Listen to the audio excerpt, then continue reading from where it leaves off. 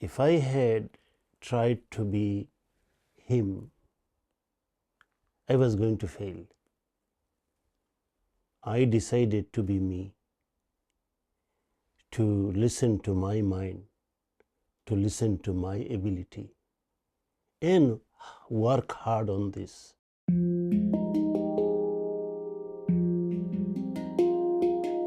Farid Ahmed's words of forgiveness were heard around the world following a terror attack in Christchurch, New Zealand. I want a heart that will be full of love and will forgive lavishly.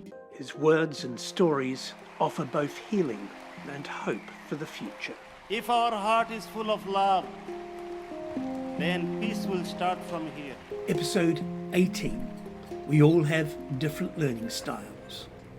I'm quite old now, and If you're old, I'm old. and in my time in high school was a long time ago. So 1971 onward. Yes, that time probably our education system was quite different than today, especially from New Zealand perspective. That time our study was basically, we had 8 different subjects in high school, and we heavily depended on memorizing them. Yeah. And every 3 months we had tests, exams, but the final exam was in December. That would determine the roll number. So if you have top mark, your roll number will be 1, second top 2, and that's how it goes. So I always had the top mark, yeah, and that was probably due to my father wanted it, nothing than top. And secondly, I was inside me, I was quite ambitious.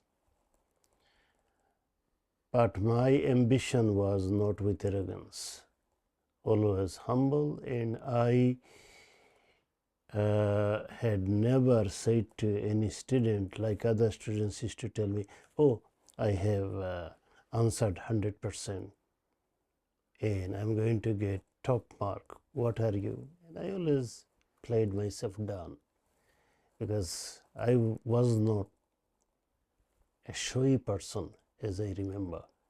I just wanted to learn more, do best, and that's all. I was very quiet, not bombastic, and very, very humble, very gentle. So you weren't competing against other people, you were competing against yourself. I was competing against myself. I wanted to challenge myself. But having said that, I could not spend much time in study because I have so many other responsibilities. I had to work in the farm, I had to play sports, and at some stage I used to earn money. But my family did not know, my teachers did not know, but I had to do it secretly. But that was a job too, for my private training. And I used to take some responsibility for my mother, especially. My mother had her own network. Many other ladies, they were dependent on me. And she would say, don't worry, I'll ask my son to help you on this. So she was my agent, unapproved agent. Mom, my exam is near. I haven't got time. You can manage this one. People with difficulties writing letters to overseas because their family members are living in overseas, or taking them to specialists in the city, specialist doctors, things like this. Anyway, So what I remember was my classmates. They used to call me. Farid with ghost. Okay, that requires an explanation. Yeah, Farid with ghost. yeah. Uh-huh. And they really, many of them, they used to believe that I was influenced by a ghost. Oh. Why?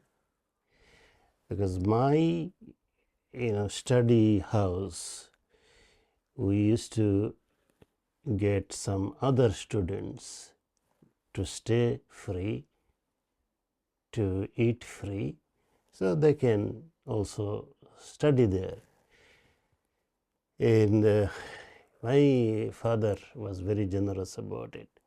So any students from poor family, they are struggling, come here, stay, study, and excel. So always one or two students were there. And they used to look at me when I was studying. How could I do good result? But when they saw that I was not studying much, very little, so they used to say, okay, this guy must have a ghost with him. And when he sits for the exam, the ghost comes and tells him, answer like this. And that's why he gets the top mark. Otherwise, there is no other explanation. Presumably, there is a less supernatural explanation. So many of them, that was their belief, but my secret was different. My secret was I was very, very, very attentive in my class. And that was my secret. Very attentive. And I used to, take the class in my brain. Simple. And then I would come and I would climb the banyan tree and I will work out, what is what. I didn't care much about small question and answers. I cared about the summary. Did I understand the whole thing? For example, a poem. Did I understand the whole thing in there? If I do, then they can ask me any broad question or short question about this poem from any angle, but I know the gist and I can put it into my words. For this, I also had to struggle. So I'll tell you a couple of stories. Once, when I was in year 9, then I was kicked out from my Bengali class. Kicked out. What? With huge humiliation. Why? The teacher said, I have prepared the best note for you. So I will just say and you copy. And that was disappointing for me.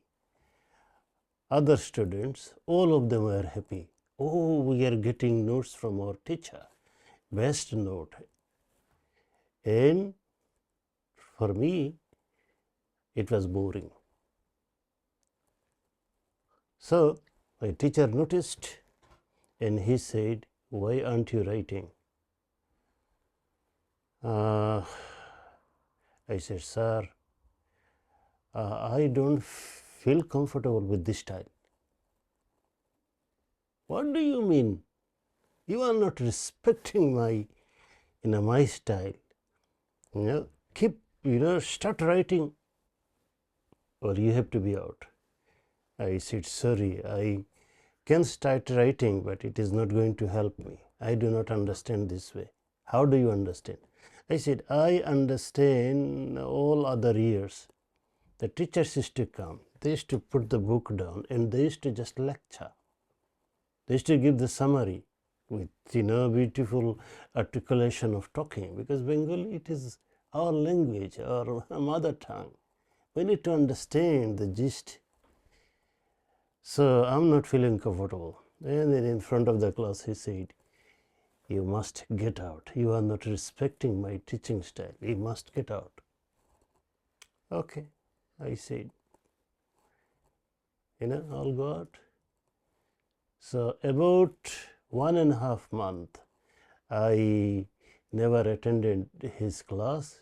Just before his class, before he came, I got out. I went to the science laboratory, and I did my study there. After a month, after 2 months probably, my headmaster, he noticed.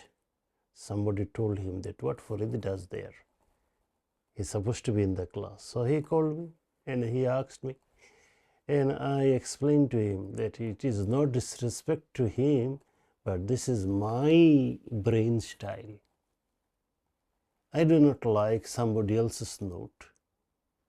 Memorize it, copy it. I do not have time.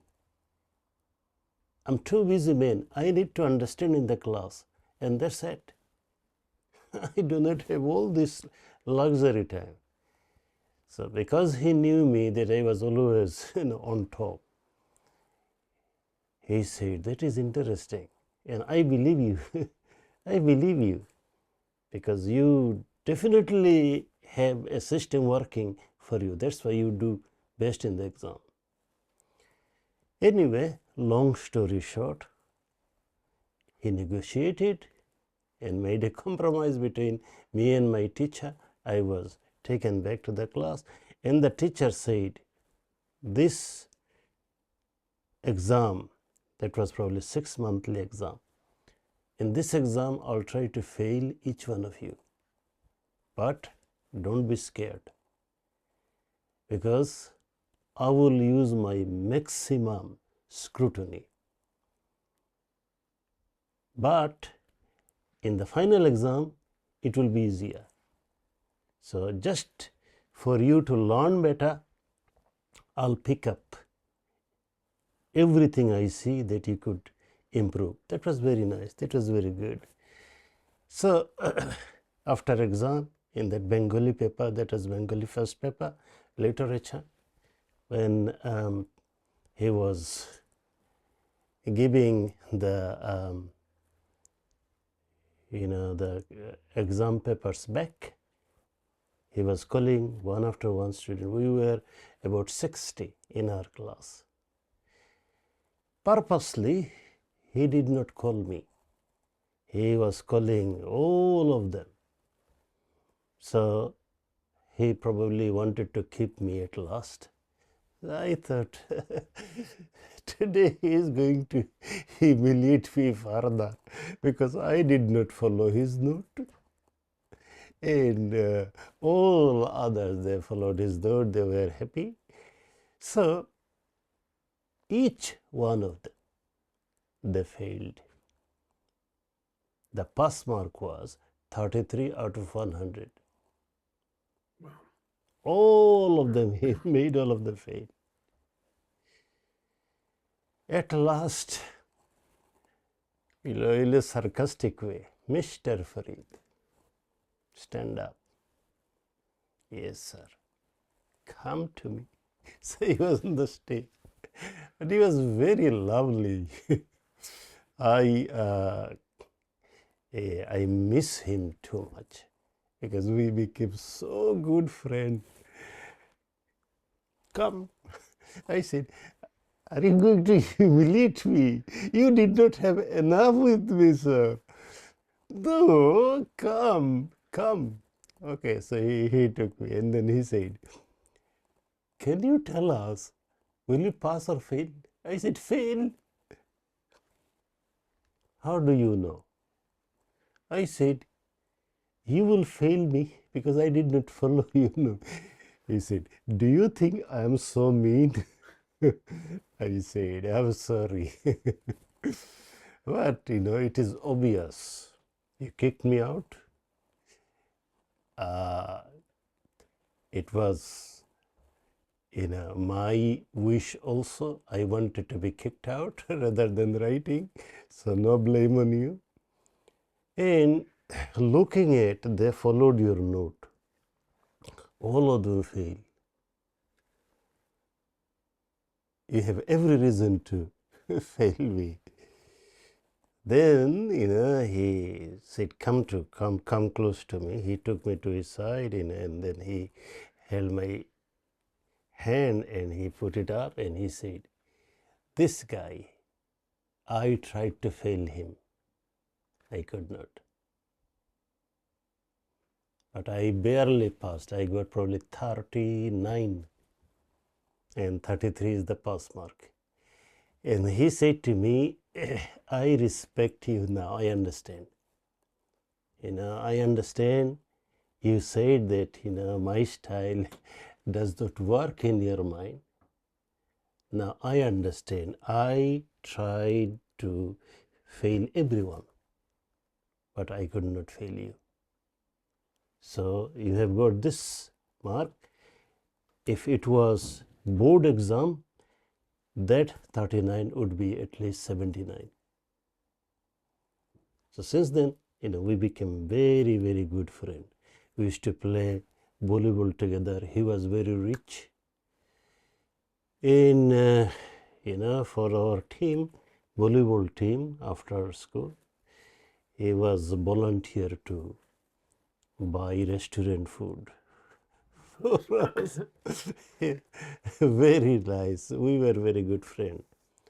And the sad thing was, when I was in Polytech, then he and his wife, they were quite young, 33, 34.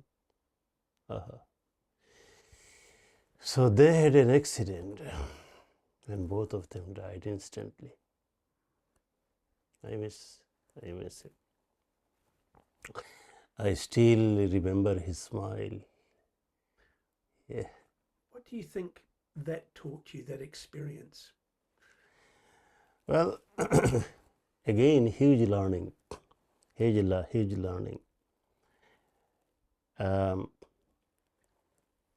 I knew that I didn't want to disrespect him because I'm not rebellious. But at the same time, I learned that I had to respect myself, my ability. If I had tried to be him, I was going to fail.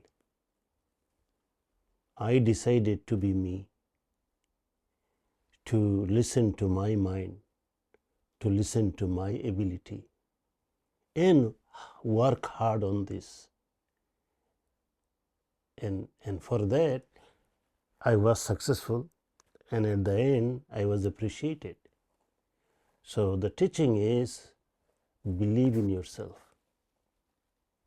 Believe in yourself, but not overconfidence, but do your thinking, calculate your ability, and work hard.